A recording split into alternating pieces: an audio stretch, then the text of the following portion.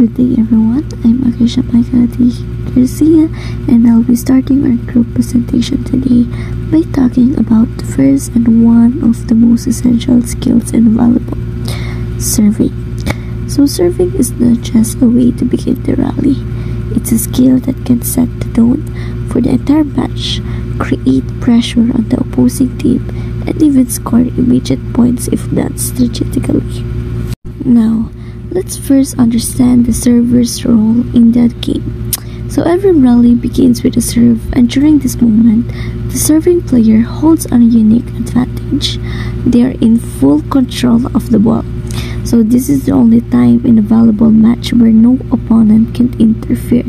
No teammate needs to assist. It's just the player, the ball, and the opportunity to gain an early advantage. A strong and well-placed serve can disrupt the opponent's formation, so force weak returns and create scoring opportunities for your team even before setting up an attack. But to consistently perform a good serve, player must master several fundamental techniques. So these techniques build the foundation for all types of serves, from beginner-friendly to professional level styles. So the first element is the grip. Holding the ball correctly ensures that you have the control and stability to before you hit and toss. So next is the stance. Your body positioning matters a lot. Your feet should be placed properly for balance and readiness, either parallel or with one foot slightly forward depending on your serving style. Then we move to the toss. A good toss is often said to be the heart of the serve because without the control and consistent toss, even the best players can struggle to execute an accurate serve. So the ball should be tossed high enough to allow time for proper arm swing, but not so high that you lose timing. After the toss comes the contact. This is the exact moment when your hand meets the ball. So hitting the ball cleanly and in the correct spot determine both the power and the direction of your serve. And finally, there's a follow through. So after making contact, your arm should naturally continue its motion and guiding the ball where you want it to go. So the follow through also helps maintain balance and prepares the player for the next move, whether that's getting ready for the defense or positioning for the next play. Okay, now that we understand the basic mechanics, let's move on to the basic types of serves commonly used in volleyball, especially for beginners. So first is the underhand serve. So this type of serve is the best choice for beginners because it's easier to control. The goal is to underhand serve is to prioritize consistency over power. So it involves holding the ball in one hand and swinging the other hand under the ball to gently set it over the net. While it may not be aggressive as other serves, it is reliable and helps new players focus on accuracy. So next is the overhand serve. Now, this is more advanced compared to the underhand serve and is usually learned once players are comfortable with the basics. So in overhand serve, players toss the ball into the air and strike it from above their shoulder height using a strong wrist snap for added control, power, and overhand serve allow for greater variety. For example, depending on your goal, you can use an open hand, a fist, or a palm of your hand to deliver different types of spin or speeds. So to summarize this section, serving is the foundation to every rally, and mastering the fundamental techniques and basics serve types is essential for every volleyball player. So no matter the skills level, without a strong serve, even the best spikers and blockers will struggle because the serve is what gets the ball into play and sets the rhythm of the game. So that's it for my part. We'll move on to the presenter too. Thank you for listening. Good day everyone, I am Jasmine Pila Butap, and today I'll be sharing with you the basics and advanced types of serves in volleyball. To start, We will first tackle the basic serves in volleyball because learning the basics is very important as it builds the proper foundation. If you master the basic serves, it becomes easier later on to develop stronger and more advanced skills. And now let us start with the most beginner-friendly serve, the underhand serve. This type of serve is best for beginners kasi it focuses more on consistency instead of power. The movement is just like a pendulum, simple swing of the arm with a small toss. Because it is easier to control, beginners usually use this to get comfortable sending the ball over the net. So, here is a short clip showing the underhand serve motion.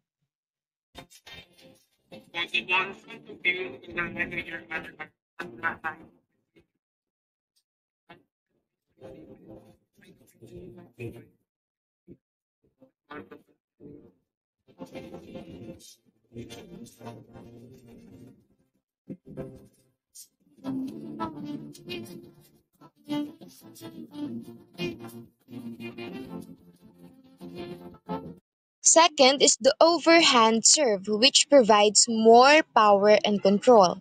Here, the ball is tossed higher and above your head before hitting it, and players can use different grips depending on their goal. Palm if they want better control, fist if they want more power, and open hand if they want more accuracy and spin. It is a more advanced basic serve compared to the underhand. So let us watch a clip showing the proper form for an overhand serve. The elbow should cross just above your head, slightly in front of you, and in line with your hand. With your other hand, hit the center of the ball with a flat. Now that we understand the basic serves, let us move on to the advanced types of serves. These are the techniques na usually ay ginagamit sa higher level games like varsity or professional matches. Mastering these advanced serves will give you a big advantage because they are harder to receive and it will help you to score quick points. So first, let us talk about the jump serve. Among all the types of serves, the jump serve is considered the most powerful. It needs good timing and body coordination kasi you have to toss the ball high, do a running approach, jump, then strike the ball habang nasa ere ka. The jump serve produces very strong and fast hits, making it very hard for the opponents to return the ball. So, let us take a quick look at a clip showing how a proper jump serve is done.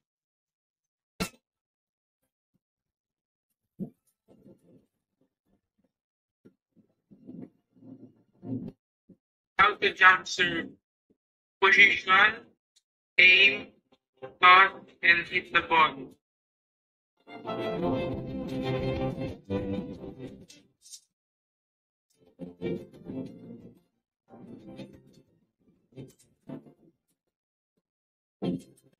And lastly, we have the float serve.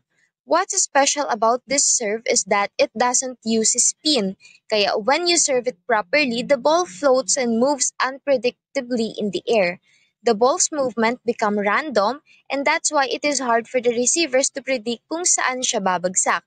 It's not as powerful as a jump serve but it's very tricky to defend against. So here is a clip showing a float serve in slow motion.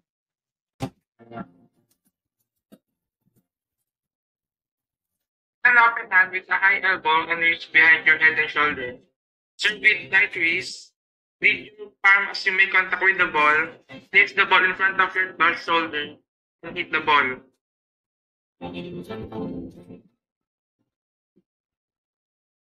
Aside from just serving strong, smart players also use serving strategies to gain advantage.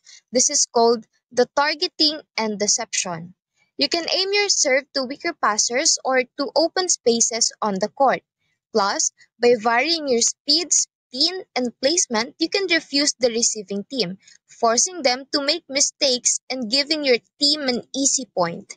So remember, it's not just about the strength, it is also about the Good day everyone, I'm Naomi Bon Perez and today I will be talking one of the most thrilling and dynamic skills in volleyball, which is spiking, with a focus on the proper technique and the biomechanics that makes a successful spike possible.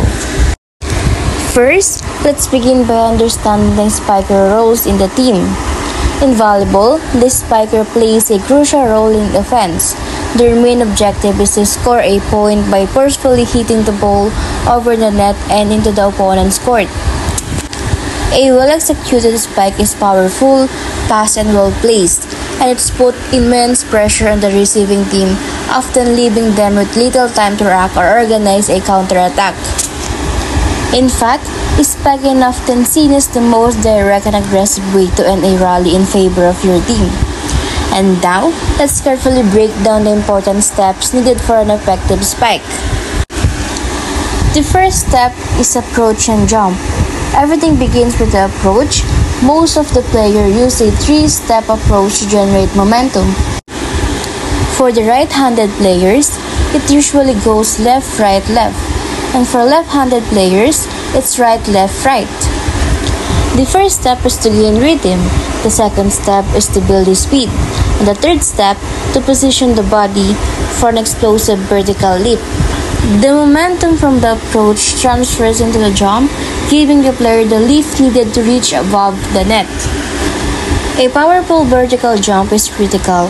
The higher the jump, the better the spiker's angle for hitting the ball downward into the opponent's court, which makes the ball harder to defend.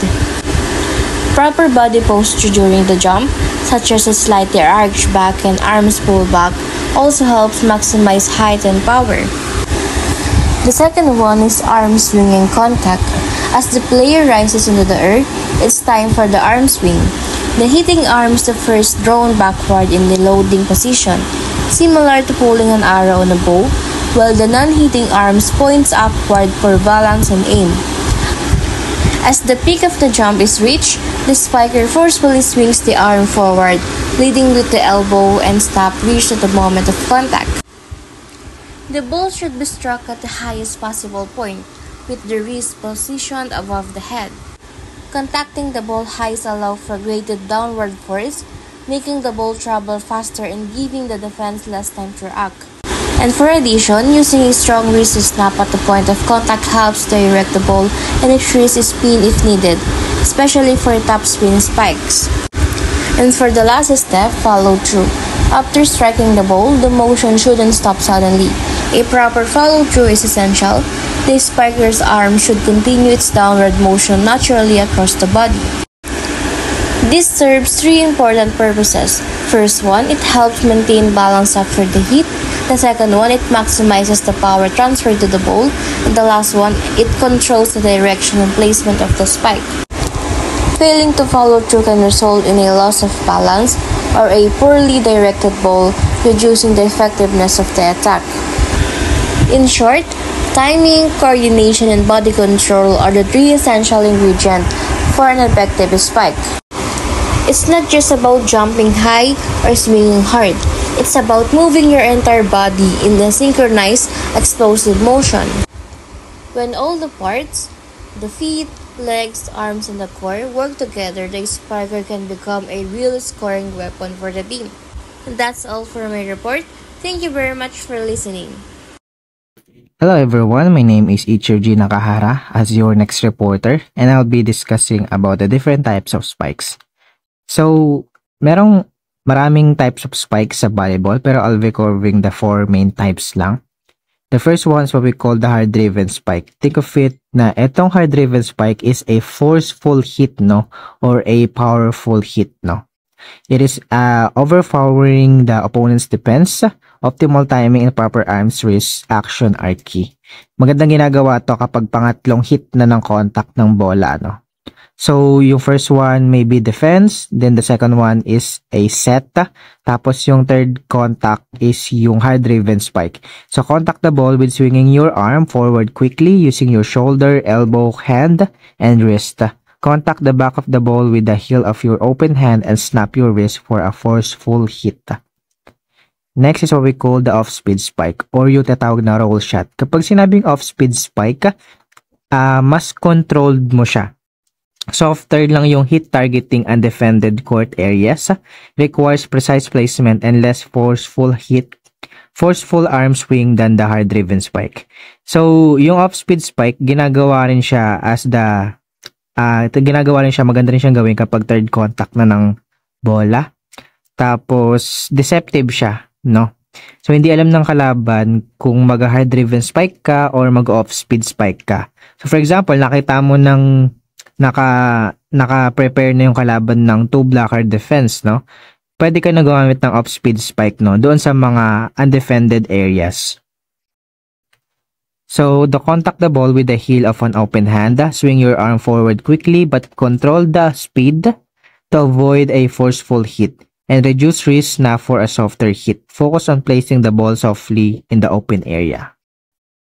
Next is the standing spike. Ito yung non-jumping spike, no? Typically used by back row players. Syempre kasi hindi ka naman makakapag-spike kapag nasa unahan ka dahil masyadong mataas yung bola, no?